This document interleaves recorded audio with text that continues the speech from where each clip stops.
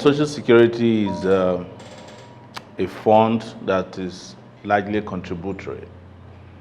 That is to say, it is deducted as part of deductions from people who are working. And those who may not work are supported by the government. It's contributory from both sides. So, and I think the fund are then invested by the government in different ways to ensure that the pie continue to enlarge. And it's one of the biggest funds in the US that I know. But the way I would start this, considering the fact that the employment rate is low, our tax to GDP is also very low, is to expand first and foremost collection of taxes.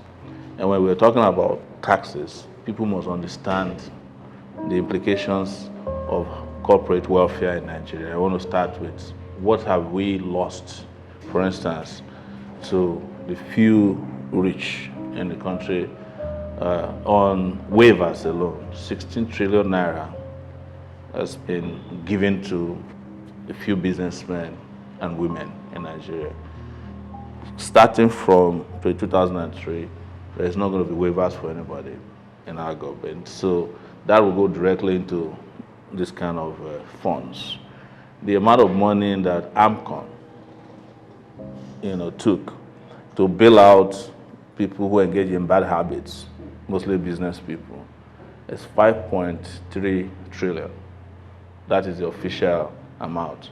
And I see fact checkers here. You can check it. Yes. So that's AMCON 1. We have not calculated AMCON 2. Okay. So I'm growing the pie based on what is in existence. We have not even got into the contributory part now. I also am aware that the liquefied natural gas business that we're doing has brought in over 43.3 trillion since it started. And I know that their prices are fixed ahead, but if you look at what Russia and Ukraine are doing now in the market, gas prices have gone up. We can increase gas production so that we can meet up. I mean, we can raise more money. And Nigeria, through the NNPC, is co-owner of NLNG. But the payment of dividends to Nigeria, part of it, is not paid to the federal account, the consolidated account as they call it. It's paid to the NNPC. And NNPC just steals the money practically. I read a book written by one of their former MDs. I think his name is Babalola. They call him Babs. And I can forward this to you. How they were putting pressure on them, not to reveal how they are making payments, when they are making payments. And the first public notification to Nigerian people of payment of dividend was $4.5 billion. And that was when Buhari first came to office. He wrote in there that there was a lot of pressure from the government, including from Okonjo-Iweala, that they should pay that money to Jonathan's regime before 2015 election, or before the election, so that they can use it to do elections. We also heard from this government that what was lost to corruption, I'm going in the direction of the corruption part of it, for instance, for arms purchase, which involved Dasuki, was not 2.1 billion. Like Mohammed said, it's $15 billion. So my focus is to grow the pie, and I've described how internally you can do that. Oil companies are owing 6.4 billion. I heard it's now for 4.6 billion. Yes, now it's 4.6, right? So if you have 4.6 billion hanging with oil companies, why would you go and be buying European bonds that have high interest rates that can bankrupt you? So approach the oil companies or force them, if necessary, to pay up, because when they have issues with the US, when they are, bill penalties, they don't even have an option. They have a small window. You can't tell the US government that, oil companies haven't paid their penalties. Contrary to what the fact checkers did about BP on that day. Actually, I went back and researched, and BP paid the US 60 billion in criminal and civil penalties for the pollution. This is not taxes now. It wasn't 4 point something billion. So you keep growing the pie.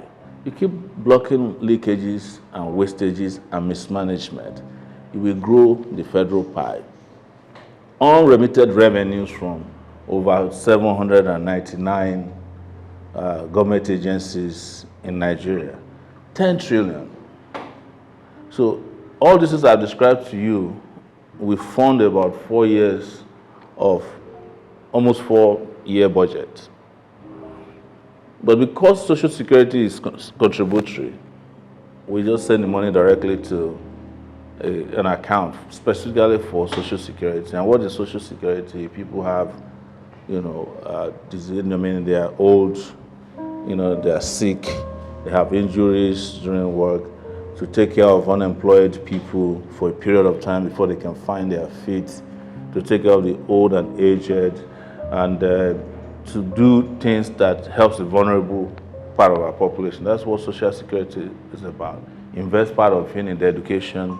And if you do this, you will naturally reduce crime by almost 50 to 60%, violent crimes.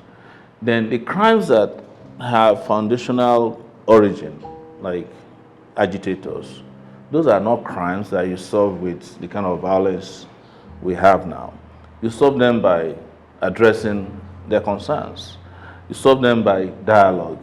And our party has a policy to institute a national amnesty program, not the type they're having now, so that people who want to quit this kind of agitations or even want to quit crime, I help the government to go after criminals will be rehabilitated and taken care of, taken off the crime scenes.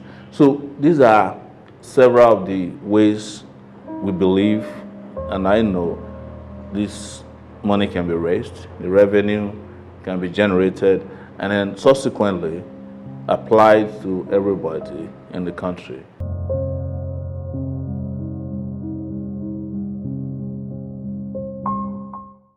If there are reasons for us to grant tax waivers for industries that we believe can increase employment, and it has technology transfer components. What I mean is that if you are coming to Nigeria to build an assembly, we will have a conversation as to how many Nigerians would have been able to redesign cars, before we grant you those kind of waivers. But it would not be the kind of criminal waivers we are saying now. Churches are getting waivers in Nigeria, yes. What are they exporting? What are they bringing into the country? Mosques are getting waivers. Pilgrims are getting waivers. So, and these waivers serve no purpose.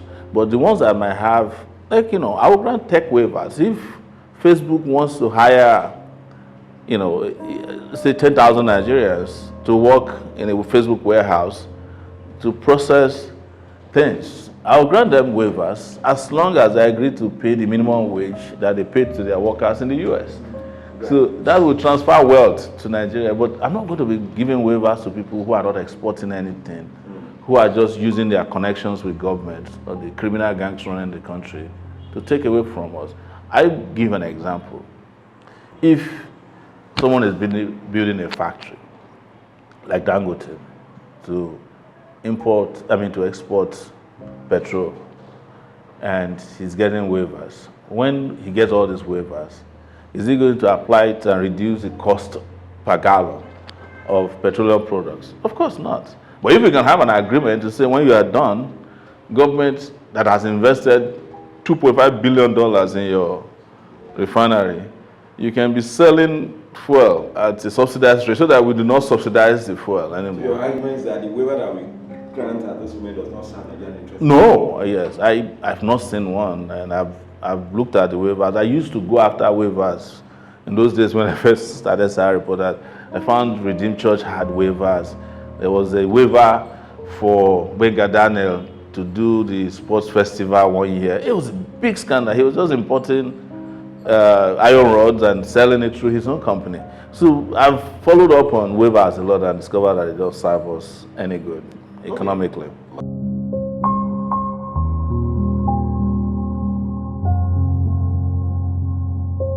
I know of 3 presidents that have, undertaken constitutional, Passenger failed? yes, we didn't fail because we didn't do it. That project failed because Obasanjo wanted to use it to get third term. And the moment the third term aspect of it was removed by the Senate, he completely stopped pursuing it. The same thing with Jonathan. Jonathan wanted to use it to get 7-year one term. The moment it didn't happen, he did not implement it. You asked all these guys, why do you spend so much money to bring people together? And you have the authority and the power to then make sure that this document is ratified. Why don't you do it? Because their constitutional, conferences were personal agendas, petty little agenda here and there. But the one I would do is to say to Nigerians, and I'm campaigning on top of it now, you don't have a constitution. You want a perfect union, go and build a constitution, because that's what led the US to bring their best. Thomas Jefferson and all of them together in Philadelphia and certified 1788. Okay. Yes. And all of us who were not even born, who were born in the 70s in Nigeria, know most of the people who sat there. I think 55 of them. We know them by name. Your own constitution, as I challenge people on that, do you know the people who wrote it? The only person who came out and said he was part of the writers was Kwakwanso 3 days ago. Can he name his other participant? No. So, and you must consider that 109 senators, 360 members of House of Rep are not enough to stand in the way of a country that needs a brand new constitution. They just had a massive protest in Colombia because the guy who is president of Colombia had promised to change the constitution, and the elites were playing games with it. They had a massive protest, and they were forced by the people to say, look, we have to make these changes. The US Constitution, for instance, after it was written, they didn't even call it, it was not written, it was framed. That's how they describe the making of the Constitution. And ratified by the people. The makers weren't broad enough because, like someone said, some of them were slave owners, plantation owners, but then some of them were jurists too, lawyers, and other professions. The reason why the US Constitution became legitimate was because it was ratified. And then they could make other amendments. I think several amendments are made to include blacks, women in voting, because the original document was legit. In Latin, in law, and there's a Latin word for it, sentence for it, that you cannot build something on nothing. The Nigerian Constitution of 1999 is nothing. It wasn't made by the people, it wasn't ratified by the people, so you can't start amending it. And at any rate, the amendment of that constitution had become a source of corruption. The guy who had been in charge of amending the Nigerian Constitution is in jail now in the UK for trying to sell somebody's kidney. So this is what the Constitution, that's a joke that the Constitution review had been. People must sit down. Nigeria has reached a point where it's either we work on a perfect union or we abandon the union altogether. And one of the ways to work on a perfect union is to sit down and make and frame another constitution. Get it ratified, get a referendum for everybody to say yes or no to this, and you are good to go.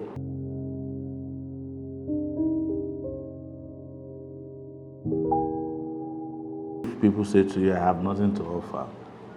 First, anyone, and I mean anyone for that matter, who for 3 decades, at the point that we had democracy, 10 years, in 1999, I started fighting for what is most important for Nigerians, transition from military rule to democratic rule.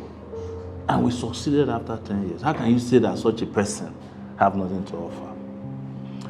There is still evidence online of a 21-year-old me, or 22 at that point, standing behind Abiola, who won the June 12th election, and ensuring that he got the right result. It didn't happen. How can you say that somebody like that hasn't done anything for himself? let's even assume that democracy is not enough. When I traveled to the US, I created a media company that became a global brand. Maybe if I was white and I have all the opportunities, maybe we'll be competing with, I'll be as rich as a Facebook guy, you know. It was an innovative idea.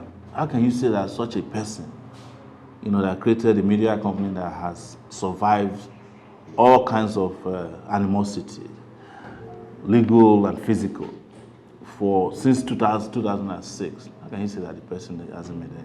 The only thing you can accuse me of is that I don't have the experience that brought Nigeria to where it is today. Yes, that I'm not a thief. I've never collected a contract from any government. I've never, you know, been involved in assassinating anyone for political reasons. I have never colluded with anybody to shortchange Nigeria. That's probably something you can accuse me of. But to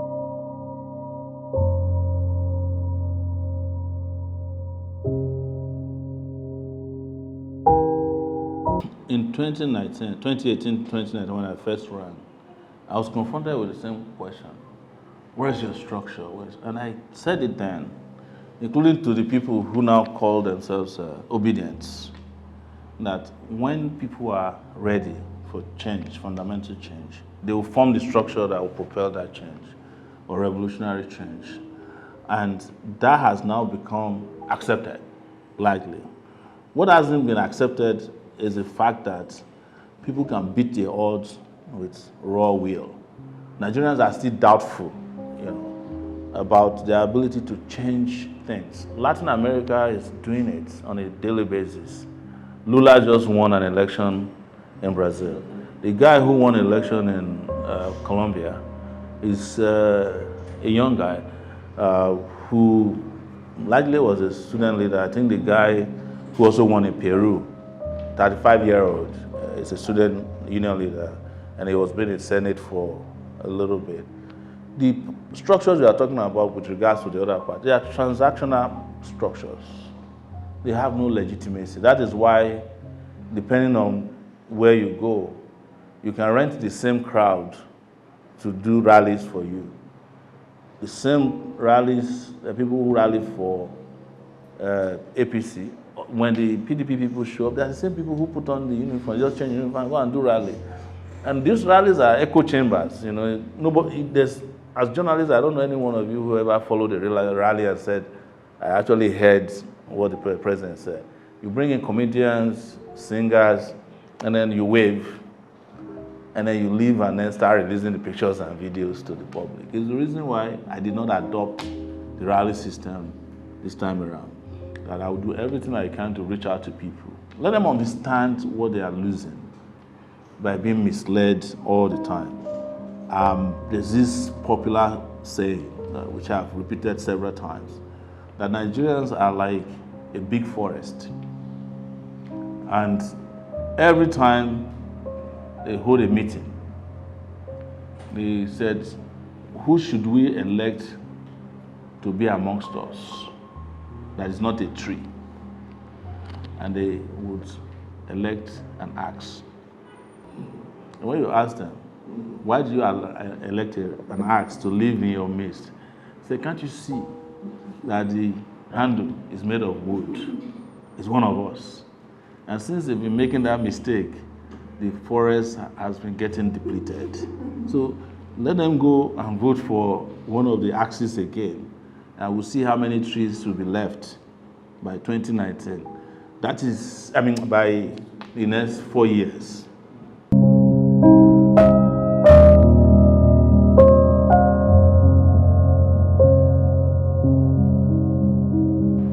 It is implementation, because the laws are very clear that if you are given an oil license, for instance, I'm using that, you pay royalties on time, but you are not paying it, you are violating the law. I'm president of Nigeria. If you don't pay on time your taxes, the interest rate will be jacked up the same way they do in America. The interest rate will be growing on a daily basis. I will implement that. I'm not afraid of multinationals. I know them very well. I lived in America for 20 years. I know this is how they operate. I'll force them to clean up the Niger Delta spills that are involved. The same way the same companies are forced to clean up messes that they make in the US. And I will ensure that they don't bring in workers that the work that Nigerians can do is smuggling workers. How can you bring somebody from Philippines to come and be doing underwater welding when Niger Delta people can sleep underwater for 3 days and they are fine? You will be forced to train them if you need those services. So it's just like the US. The immigration in the US for highly skilled workers is based on the fact that either there's shortage of those highly skilled workers in the US or there is need to bring them in from outside. The US immigration laws are very clear that any job that you can do, they can find their citizen to do, they will never give you a skilled workers visa for it. South Africa does it now. Yeah, exactly. The reason why our friend did not succeed in South Africa with this day was because he took the mentality of not paying salaries to South Africa. Because South Africa has strong labor laws and they will not let you mistreat their workers. They make you pay in advance so that if you default as a foreigner, there's enough money to pay those workers until they find another job. These laws are there and I will implement them without fear. See, the problem with Nigeria is that we have leaders and we keep electing and choosing leaders who have inferiority complex. Like an IMF director can just walk into the office of the president and start dictating policies to them. The ambassador of the US can be making policy statements on TV in Nigeria, just like they were doing with the terrorism thing. We should be the ones telling them that terrorists are approaching. They should not be the ones telling Nigerian security agencies that terrorists are about to strike. Those are violations of diplomatic relationship. But because our leaders are afraid of them, the ambassador of Nigeria to the US cannot make a public pronouncement on US elections. They will carry him from there to Nigeria without letting him carry his Ghana must go back. Because there are diplomatic rules that guides, but the US ambassador can just travel and be declaring elections open, conferences, even some things that the president of Nigeria is supposed to do. The ambassador of the US will be asked to come and do it because we feel inferior to them. I don't feel inferior to them. I lived in the US for 20 years. I know what goes on there. And I've said it publicly that the US is the most corrupt country in the world. They have one of the most corrupt streets called Wall Street. So if you want to teach us about corruption, of course, also handle your own corruption on your side. But that's not to say that we will not be dealing with this corruption that we're talking about in the ways that will give us the power to do it. For instance, all the oil companies, including Glencore, that was recently indicted for bribing Nigerian officials, they have been made to pay billions to the US for violating the Foreign Corrupt Practices Act, FCPA. Do you know that Nigeria is also supposed to make Glencore pay for his crimes in Nigeria? And such penalties can also be a source of revenue for us. The US made 60 billion from BP over a spill. There was a spill that lasted in Bayelsa for almost 3 months. Nobody is even cleaning up or talking about the penalties associated with it. So we must stop that inferiority complex. I will not be meeting with IMF country director as president of Nigeria. He will be meeting with his counterpart, a desk in the Ministry of Finance. That's where you belong. If you want to come to the country and you want me to see your accreditation and take a handshake, shake hands with you and get the photo up, it's fine. But it doesn't last more than 5 minutes.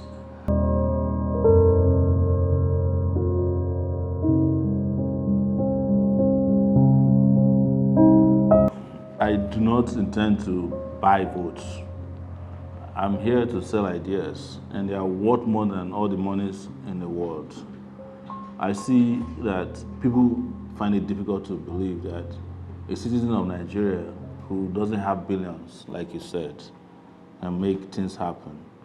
But we also reached a point now where you all can see political consciousness. Some of the things I've been talking about that are driving people to make investments on their own. I was the first person to start raising money, through the grassroots. Crowdfunding is called. In 2019, I was able to raise 200 million naira spent it on election purposes and accounted for it. No any other candidate has ever done it. We can get that done because that is what people do in other democracies too, especially where we borrowed it from. You know, the moment people allow big businesses, big interests to buy their democracy, there's no way you can get the value of democratic rule from that system because those who are funding them, the godfathers, will always almost be the ones who control how the country is run and how to share the revenues that belong to the people. I remember in Oyo State, there's a man called Adedibu, now late. He said openly that he would remove a governor because the guy is not sharing a security vote with him. In fact, to paraphrase what he said, not sharing security vote with me is a threat to security in the state. That's what the man said. And they went ahead and removed the governor. It happened in this country. So you have to understand that until people own their democracy by making the investments that are necessary, there's no way the democracy can work for them. They can't get the dividends of democracy. When I was in my, when I was 8 years old, 9 years old, I used to carry my father's UPN card, to give to him where they donate money to the party. And I was in a village. So, and the reason they were donating money to the party was that they had been given what they were promised during the election, free education. And they were paying to the party. And that sustained the party to the point that when the party was rigged out of election in 1983, it was what ended the Second Republic. Because the people believed so much in what the party was doing to them or for them. Because parties were providing free healthcare, free education. They saw themselves as human beings.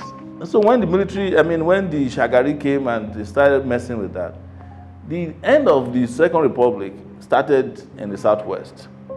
The end of the First Republic also started in the Southwest. The end of the Third Republic, 1993, also started in the Southwest. They are the ones who will be warning you, and then they will, when you don't listen, they will deploy whatever they can, whatever you start doing to them with. But we don't know where the end of this republic will end, and we hope it won't end if we work towards a perfect union.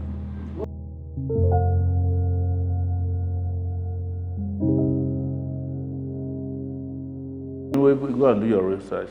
The renewable energy sector, the tech sector that is driving energy transition, has provided more jobs than the dirty companies we are talking about. If you do your research now and look at the top 10 companies in the world, they are no longer oil companies. They are companies that were created from the brain, technology, tech, fintech, and imagine the amount of jobs that were created when the world starts using artificial intelligence. You understand? Look at the amount of jobs that are created in Nigeria with Bolt, Uber. People who, if everybody was waiting for oil companies to hire them, I don't think Nigeria will have up to 2% persons, with a job. But these energy transitions we are talking about are going to change the world. And it is not that oil exploration will end, it is that it will be forced to end.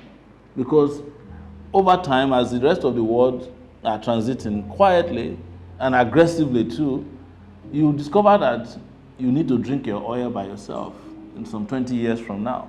So if the UK, for example, are saying they are phasing out petrol cars, Japan is doing it, the US is doing it.